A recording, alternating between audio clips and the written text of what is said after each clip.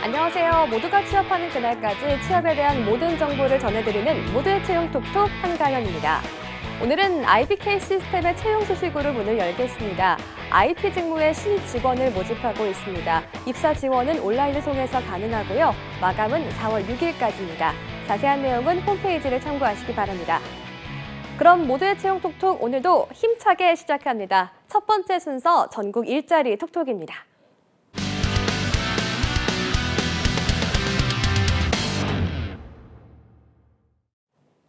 오늘은 먼저 울산 지역으로 가보겠습니다. 울산 고용복지플러스센터의 김인철 주무관 연결합니다. 주무관님 안녕하세요. 네, 안녕하세요. 울산고용복지플러스센터의 김인철입니다. 네, 오늘은 어떤 채용 소식을 준비하셨나요? 네, 울산 지역 첫 번째 구인 소식입니다. 울산 동구 방어진 순환도로에 위치한 주식회사 우성조선입니다. 선체 설계원 2명을 모집하고 있는데요. 경력은 무관하나 전문대 졸업 이상의 학력이 필요하고 AM 모델링 설계 업무가 가능하신 분을 우대하고 있습니다. 근무 시간은 오전 8시부터 오후 5시까지 근무하며 근무 형태는 주 5일 근무입니다. 임금은 연봉 2,600만 원 이상입니다. 기숙사 및 자녀 학자금을 지원하고 있으며 채용을 희망하시는 분께서는 23년 4월 3일까지 워크넷을 통해 지원해 주시기 바랍니다. 네, 주식회사 우성조선 선체 설계원 2명을 모집하고 있습니다. 전문대 졸업 이상의 학력이 필요하고 AM 모델링 설계 업무 가능하신 분을 우대합니다. 다음 소식도 들어볼게요. 네, 다음 구인 소식입니다. 울산 울주군 웅청면 고영공단 1길에 위치한 자동차 부품 제조업체 주식회사 삼원테크입니다. 생산품질 사무원 1명을 모집하고 있는데요. 학력과 경력은 무관하나 차량 소지자 및 엑셀 한글 등 컴퓨터 사용 능통자를 우대하고 있습니다.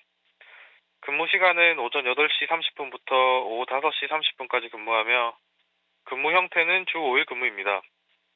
임금은 월급 210만 원 이상 300만 원 이하입니다. 직원 복리로 통근버스를 운영하고 차량 유지비를 지원하고 있습니다. 접수 마감일은 23년 5월 13일까지이니 관심 있으신 구직자분께서는 직접 방문 또는 워크넷을 통해 지원해 주시기 바랍니다. 네, 주식회사 삼원테크에서 생산품질 사무원 1명을 모집하고 있습니다. 차량 소지자 및 엑셀, 한글 등 컴퓨터 사용 능통자를 우대하고 있습니다. 자세한 사항은 워크넷을 통해서 지원해 주시면 되겠습니다. 지금까지 울산 고용복지플러스센터의 김인철 주무관과 함께했습니다. 주무관님 고맙습니다. 네, 감사합니다. 네, 이어서 광주로 가보겠습니다. 전남으로 가보겠습니다. 광주 고용복지플러스센터의 김건호 주무관 연결합니다. 주무관님 안녕하세요. 네, 안녕하세요. 광주 고용복지플러스센터 김건호 주무관입니다. 네, 오늘은 어떤 구인 소식을 준비하셨나요? 네, 2023년 3월 27일 월요일 광주 전남 지역 일자리 정보입니다. 첫 번째 광주 지역 일자리 정보는 광주광역시 광산구 풍영철길로에 위치하고 있는 제2예방기술지도 등 기타 전문 서비스 체인 주식회사 건설안전관리협회에서 안전관리, 건설안전관리 계획 수립, 건설재해관리, 건설업 산업보건관리비 관리 등 업무를 담당할 재해예방기술지도 업무 수행 직원 2명 모집합니다. 학력 무관하나 최소 필요 경력 1년 이상인 구직자 지원 가능한 구인 조건으로 급여는 월 280만 원부터 시작하고 임금 협의 가능합니다.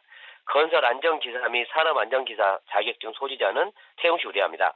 4월 30일까지 접수를 받고 있으며 제출할 서류는 이력서, 자기소개서, 경력증명서, 자격증 사본 등을 준비하셔서 워크넷 및 이메일 입사 지원을 하시면 됩니다. 네, 주식회사 건설안전관리협회에서 재해예방기술지도 업무 수행 직원 2명을 모집하고 있습니다. 1년 이상의 경력 있으신 분을 구인하고 있습니다. 다음 소식도 전해주시죠. 네, 두 번째 전남 지역 일자리 정보입니다. 전라남도 광양시 중마중앙로 위치하고 있는 제철, 충로, 공업로 제작 등 건물 및 구축물 해체 공사업체인 도원기업 주식회사에서 광양제철소 각 노의 뇌화물 당설비, 정비 및 철물 작업하실 직원 4명 모집합니다. 학력과 경력 모두 무관한 구인 조건으로 급여는 연 3,670만 원 이상 지급되며 임금 협의 가능합니다. 용접 기능사 자격증은 필수 조건이고 전기 기능사 및 기계 정비 산업기사 자격증 소지자는 채용 시 우대합니다. 5월 22일까지 접수를 받고 있으며 제출할 서류는 이력서, 자기소개서, 경력증명서, 자격증 사본 등을 준비하셔서 워크넷 및 이메일 입사 지원하시면 됩니다. 네, 두원기업 주식회사에서 철물 작업하실 직원 4명을 모집하고 있습니다. 용접 기능사 자격증은 필수 조건이고요. 전기 기능사 및 기계정비 산업기사 자격증 소지를 우대하고 있습니다. 지금까지 광주 고용복지플러스센터의 김건호 주무관과 함께했습니다. 주무관님 감사합니다. 네, 고맙습니다. 네, 지금까지 전국 일자리 톡톡 함께 하셨고요. 지금은 이제부터는 나만 알고 싶은 취업 전략을 만나보는 시간 비밀노트 톡톡이 이어집니다. 톡톡!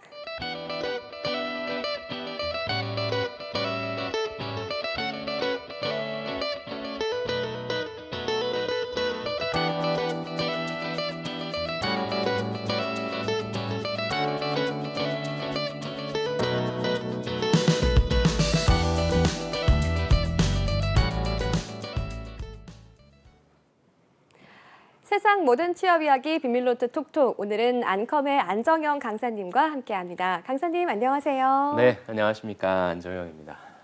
네, 쌤 네. 떴습니다.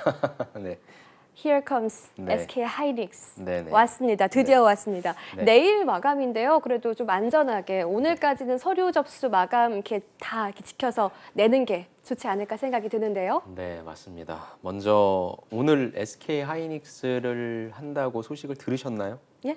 의상이 아, 색깔이 약간 좀 네, 고추장 하이닉스의 같은. 색상을 제 시계를 좀 빌려드려야 될 것 같아요. 오늘 이렇게 잘 맞췄는데요. 네네네. 예. 저희가 뭐 이렇게 사전에 논의한 것도 아니지만 예. 맞습니다. SK 하이닉스가 채용 공고가 떴고요. 좀 안타까운 거는 네. 저희가 좀 미리 해드리면 좋은데 사실 여러분들 보면 거의 마감 임박해서 많이 쓰시더라고요. 그렇게 해서 내일 마감이긴 하지만 예. 오늘 완성을 하실 수 있다라고 한다면 가급적이면 뭐 오늘 제출해 주시는 게 좋을 것 같고 내일 아마 17시로 알고 있는데 예. 그래도 한 13시 그 정도까지는 여러분들이 제출해 주시면 좋을 것 같습니다. 네, 보통은 이 삼성전자보다 채용을 빨리 했던 걸로 알고 있는데 네. 올해는 좀 늦은 편인가 봐요. 그렇죠. 원래 하이닉스가 원래는 삼성전자가 한 3월 초나 중순쯤에 나면 네. 이제 그거보다 항상 선제적으로 그래서 보통 2월 달에도 좀 했었거든요. 근데 이제 그럴 때 우리가 반도체 슈퍼 사이클이라고 해서 인력들이 많이 필요로 할 때 했는데 희한하게 하이닉스가 안 나왔었습니다. 그래서 언제 나올까 했는데 결국에는 중순쯤에 쫙 등장을 해서 나왔다는 거는 또 조금 이따 말씀드리겠지만 아무래도 지금 반도체 업황이 그렇게 해피하진 않기 때문에 그래서 좀 많은 규모라기보다는 기술직에 좀 한정돼서 뽑고 있고 시기나 이런 것들을 좀 봐도 내부적으로 업황 자체 이런 것 때문에 저는 늦었다라고 하는 부분도 그 부분이긴 하지만 얼마나 이제 뽑을 것이냐라고 하는 그게 조금 더 중요할 것 같습니다. 제가 SK 하이닉스를 오늘 다룬다고 해서 좀 찾아봤는데요. 네네. 정말 부러운 기사가 하나 있었어요. SK 하이닉스 연봉 킹, 남성 연봉 1억 4,523만 원 업계 1위다. 와, 이런 것들 눈에 많이 들어오더라고요. 네. 가연 씨는 뭐 지금 그러실 수 있긴 할 텐데 네, 열심히 벌고 있습니다. 억대 연봉은 아직 아니시죠? 노코멘트로 하겠습니다. 억대 연봉이시 역대 연봉 말도 제가 네. 더듬거리네. 억대 연봉이라면 어떤 느낌일 것 같으세요? 뭐 지금도 그럴 수 있긴 하지만 네, 별거 없던데요. 별거 없다. 예. 좋습니다. 예. 네. 일단은 이 기사가 1억 4,500이 뭐 사실 1억이 뭐 장난도 아니고 되게 높은 금액이긴 한데 주말에 또 네이버에서 굉장히 많이 떴던 기사가 이제 예. 2억 평균 임금 2억도 이제 뭐 다 찍고 있다 뭐 이런 기사가 좀 떠서 사실 일단 여러분들 입장에서 1억 4,500이 뭐 낮은 금액으로 갈 수도 있고 높은 금액으로도 좀 갈 수 있을 것 같아요. 그러니까 2억이 떴기 때문에. 예. 근데 일단 여기에 나오는 연봉은 평균 임금이거든요. 네. 초봉을 이렇게 준다는 것도 아니고 그래서 평균의 함정이란 부분도 있지만 여러분들이 연봉을 파악하실 때 제일 좋은 거는 7천만 원이라고 하는 숫자거든요. 그러니까 평균 임금이 7천만 원 이상이 된다라고 하면은 네. 그건 이제 조금 괜찮게 받고 있다라고 알고 계시면 되고 네. 5천만 원이다라고 하면 이제 조금 빡빡하다. 그다음에 3천만 원이다라고 하면 이제 여러분들이 뭐 그렇게 선호하시지는 않을 것 같아요. 근데 여기는 1억 4천이니까 좀 굉장히 또 여러분들 아시잖아요. SK 하이닉스 하면은 뭐 연봉도 그렇지만 복리후생으로도 굉장히 유명한 회사. 그럼 여기가 왜 이렇게 해야 되냐? SK 하이닉스는 항상 그 위에 삼성전자가 있습니다. 그러니까 어찌됐건 많은 분들은 삼성전자를 더 선호하실 것 같고 그러면은 삼성전자보다 돈도 비슷하게 주거나 더 많이 줘야 될 거고 복리후생도 조금 부족하면 다 삼성전자로 가겠죠. 그래서 사실 삼성전자의 평균 임금 같은 경우가 1억 3,500이고요. 네. SK 하이닉스 같은 경우가 1억 3,384억 아. 4만 원 해서 조금 차이가 나긴 해. 그러니까 거의 비등비등하다라고 좀 볼 수 있고요. 아무튼 뭐 연봉을 많이 준다라고 하는 것은 그 기업이 영업이익이 좀 많이 나고 있고 장사를 잘한다라고 하는 그런 거니까 물론 여기 들어가면 굉장히 좋겠지만 저는 여러분들이 이제 기업 선정함에 있어서 또 특히 오늘 이 방송은 많은 이공계 분들이 보실 것 같은데 그런 거에 있어서 어느 산업을 지원할 것이냐 그러니까 그 기업의 영업이익률이 몇 % 정도 되느냐 이 부분을 파악하시면 그거랑 연동되어서 여러분들이 받게 되시는 임금이 좀 높아질 거예요. 그래서 좀 산업에 대해서 어떤 산업들이 좀 유망하고 앞으로 좀 나아질 것인지 그런 것들에 대해서도 한번 좀 파악해 보시면 좋을 것 같습니다. 많은 취준생들이 입사하고 싶은 기업 중에 하나가 SK 그럼요. 하이닉스일 것 예, 같습니다. 엄청나죠. 이번에 채용 부문은 어떻게 될까요? 아까 제가 말씀드렸지만 뭐 원래는 인문계 분들도 경영 지원이라든지 영업이라든지 뭐 이런 쪽에 뽑았는데 이번에는 설계, 소자, R&D 공정, 그다음에 PE, 솔루션 PE, 솔루션 소프트웨어 양산 기술 등 기술직 위주로만 좀 뽑고 있다.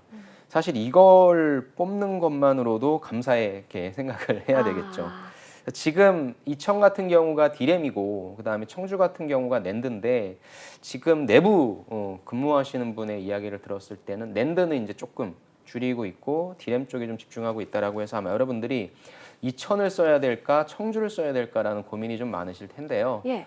어떻게 단순 접근을 하냐면 이천이 아무래도 수도권, 서울 수도권에 더 근접해 있으니까 이쪽은 많은 지원자분들이 몰릴 것 같아. 그러니까 상대적으로 경쟁률이 조금 떨어질 것 같은 청주를 쓸 거다라고 생각하시는 분들도 계실 텐데 어찌됐건 내부에 계신 분들은 그렇게 이천 쪽에 할 일이 조금 더 많기 때문에 이천을 조금 더 많이 뽑지 않겠느냐라는 설도 있으니까 좀 전략적으로 판단을 잘 해보시길 바랍니다. 제가 SK 하이닉스 이천 공장에서도 많이 왔다 갔다 하면서 내부 그 방송을 진행했던 적이 있었거든요. 안 하신 데가 없네요. 저 지난주에는 어디였지? GS건설과 계룡건설 다니시고. 예. SK 하이닉스 이천 공장이 네. 되게 생각보다 멀지 않고 가까이 맞습니다. 있어서 예. 저는 거기서 조금 더 가시면 여주 네. IC 나오잖아요. 네. 여주에 제가 근무했던 CJ가 골프장을 갖고 있어서 제가 거기서 1년 동안 근무해서 저도 하이닉스 많이 가봤습니다. 예, 그래서 네. 많은 분들이 또 이천에 대해서도 네. 너무 멀지 않게 그쵸. 거리감을 좀 가깝게 네. 느껴주시면 전철도 좋을 것 있고요. 같아요. 네. 예, 충분히 이렇게 다니실 수 있는 그런 거리라고 볼 수 있을 것 같습니다. 현재 진행 중인 SK 하이닉스의 서류 전형 자기소개서 살펴보겠습니다. SK 하이닉스의 경우 1번 문항, 또 다음 2번 문항은 1번 문항의 추가 설명식으로 진행이 된다고 들었는데 어떻게 진행이 되는 거예요? 그러니까 질문은 똑같고요. 네. 질문은 똑같은데 이제 저는 그렇게 생각을 합니다. 이제 SK 하이닉스 같은 경우에는 경험만 4가지를 적게 돼 있어요. 근데 이 경험을 제대로 작성을 하려면 한 800자에서 1000자 정도 나오거든요. 근데 취준생분들 입장에서는 4개의 경험만 보여주면 무엇인가 좀 부족할 것 같으니까 그 1000자 내에 한 2가지 소재를 끼워 넣는 거죠.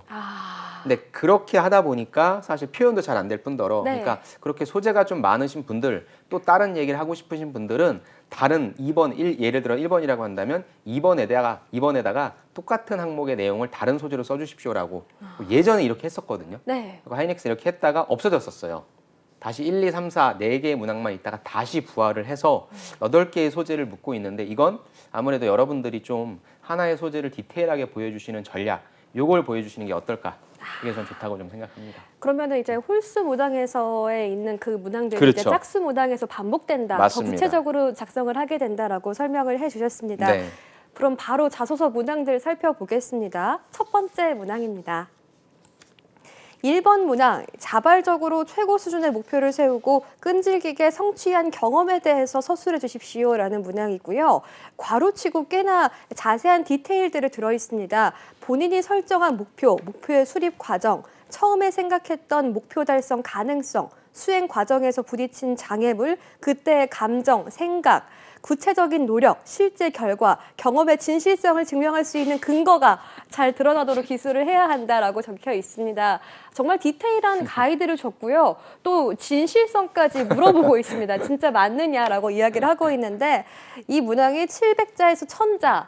근데 이번 문항까지 이어준다고 하니까 그럼 네. 2000자로 볼 수 있는 거예요? 그렇죠. 2000자로 볼 수 있는 거고 이제 거기에 아까 말씀드린 것처럼 몇 개의 예. 소재를 예. 각각 1번과 2번에 쓸 거냐라고 하는 부분입니다. 네. 가연 씨 이 질문은 처음 보신 거죠? SK 하이닉스 거. 예, 저 이 질문 처음 봤습니다. 어떻게 좀 읽으실 때도 되게 호흡이 가빠질 만큼 복잡하잖아요. 어떤 네. 느낌이 드세요? 처음에는 이렇게 네. 다 자세하게 이렇게 주는 게 음. 정말 까다롭다 이런 생각을 했었는데 오히려 이게 가이드라인으로 볼 그렇죠. 수 있으니까 이거에 맞춰서 내가 생각을 해서 적으면은 큰 무리가 없겠다. 글쓰기에 좀 어려움을 겪는 이공계 분들도 이대로만 잘 써주시면은 네. 친절하게 따라갈 수 있지 않을까 하는 생각도 들어요. 맞습니다. 말씀 주신 대로 그런 가이드가 되게 디테일하게 나와 있는데 네. 경험의 진실성을 증명할 수 있는 근거 막 너무 좀 디테일하다 보니까 예. 저는 여기서 좀 어떤 취사 선택이라고 하는 부분은 좀 필요할 것 같아요. 제가 준비한 가이드는 예. 지금 화면에 나올까요? 같이 좀 보시면 제일 처음에는 일단 소제목이라고 하는 부분이 좀 들어가 줘야 될 것 같습니다. 그러니까 여러분들이 소제목이라고 하는 부분을 자기소개서에서 꼭 써줘야 되냐라고 네. 질문을 많이 해주시는데 써주면 좋겠죠. 그리고 안 써줘도 되긴 하는데 지금과 같이 700에서 1000자 같은 경우에는 한눈에 안 들어오거든요.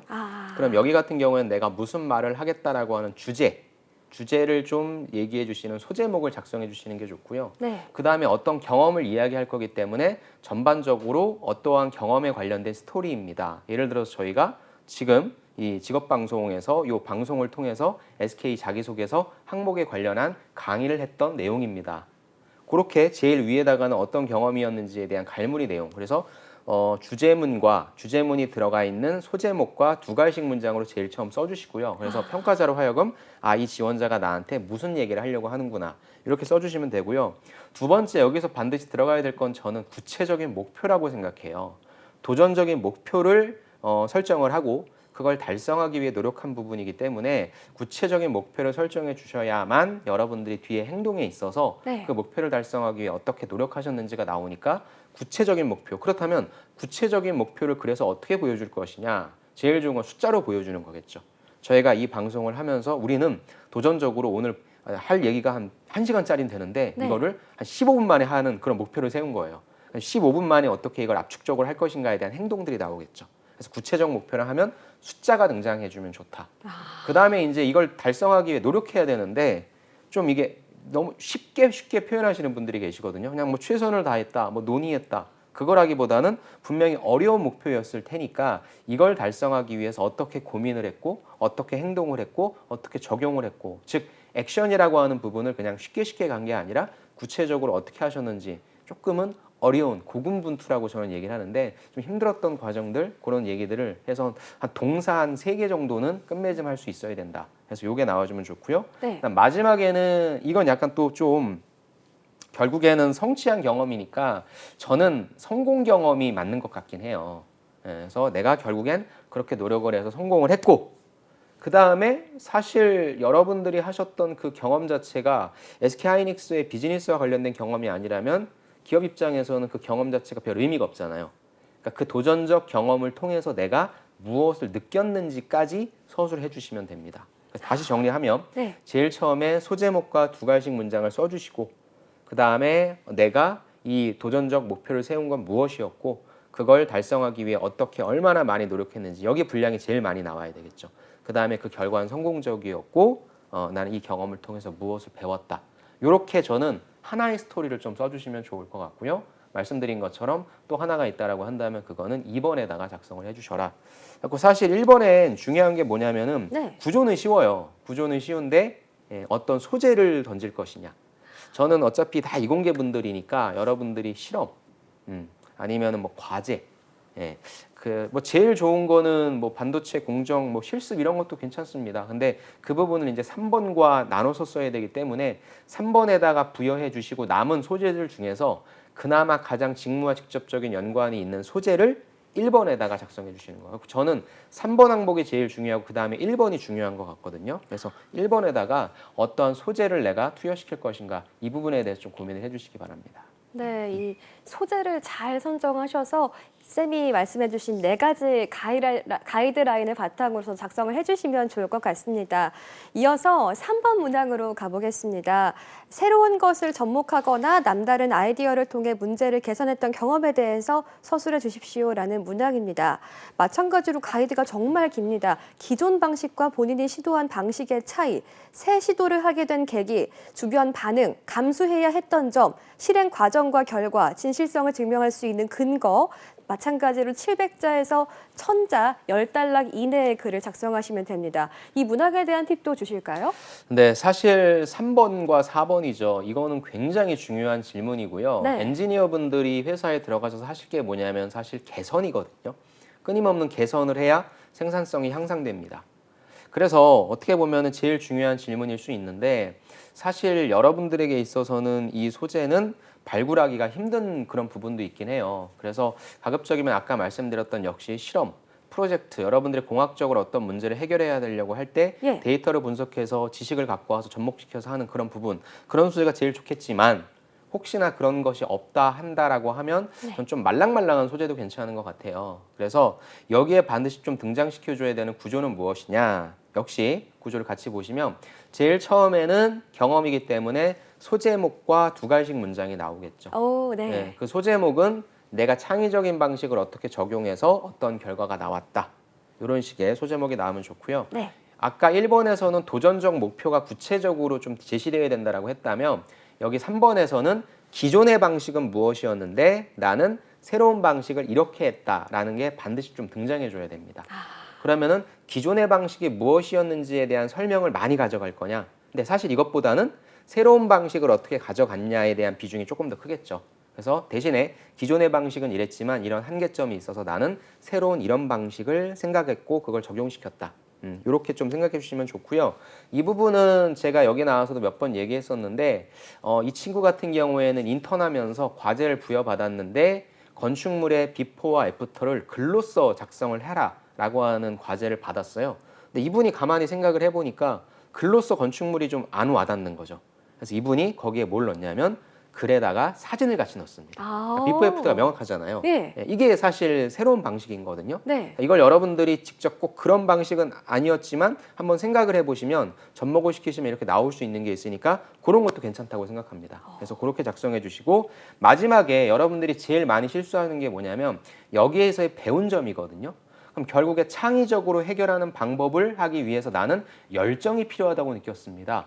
뭐 도전 정신 이렇게 좀 뭉툭한 단어로 쓰시는데 그게 아니라 내가 이 창의적인 방식을 어떻게 생각해냈지? 그럼 저는 조금 더 날카롭게 전략적인 분석, 전략적 사고 등 여러분들이 그냥 얻어 걸린 게 아니라 그냥 막연히 열심히 한 게 아니라 철저하게 분석하고 날카롭게 무엇인가를 해서 이 창의적인 생각을 뽑아냈다라고 하는 배운 점이라고 하는 부분을 제일 좀 신경 써주셔서 잘 작성하신 다음에 배운 점을 얼마나 날카롭게 쓸 것인가 거기에 좀 집중을 해주시면 좋을 것 같습니다. 오, 네.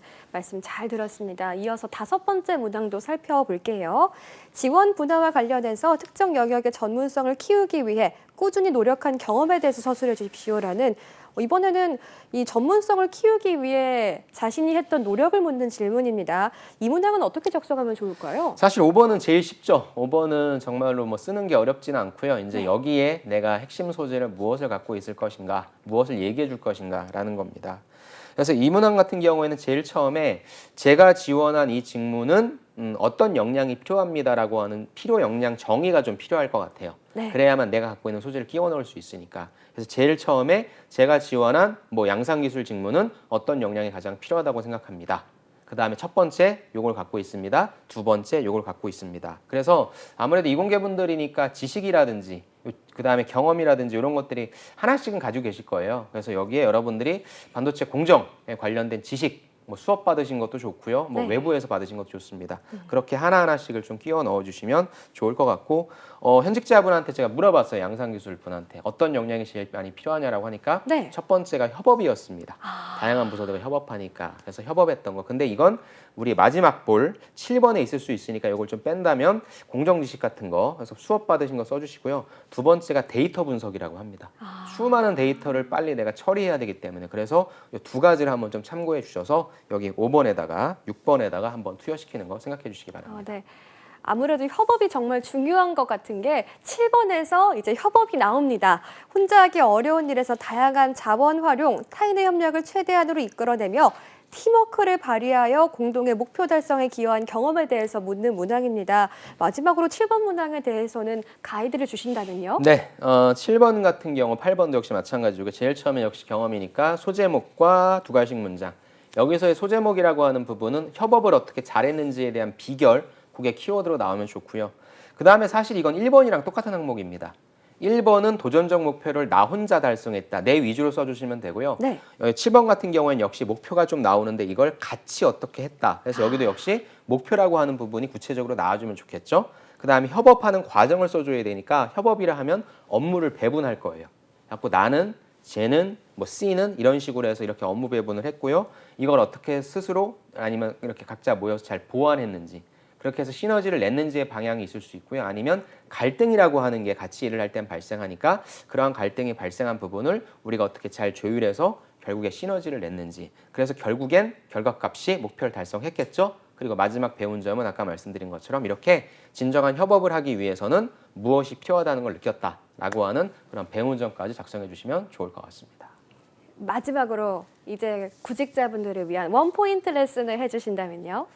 SK하이닉스 같은 경우에는 자기소개서 작성이 사실 그렇게 어렵진 않습니다. 네. 다 경험이다 보니까. 그래서 가이드도 잘 나와 있으니까 결국엔 내가 갖고 있는 핵심 소재가 무엇인지에 대해서 좀 파악을 해주시면 좋을 것 같고요.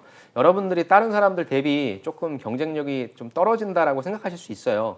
하지만 하이닉스에 들어가셔서 근무하시는 분들의 이야기를 다 들어보면 다 필요 없고 어차피 회사에서 교육을 해주니까 정말 같이 일할 수 있는 또 제일 중요한 협업을 잘할 수 있는 사람이라고 하는 부분이 제일 중요하다고 하니까 여러분들이 그런 것들을 좀 잘 녹여내서 특히나 면접장 가셨을 때 그런 부분들을 잘 어필하실 수 있으면 좋을 것 같습니다. 네, 오늘 좋은 말씀 감사합니다. 지금까지 안컴의 안정현 강사님과 함께했습니다. 감사합니다. 네, 감사합니다. 모두의 채용 톡톡 오늘 준비한 소식은 여기까지입니다. 저희는 내일 이 시간에 다시 찾아뵙겠습니다.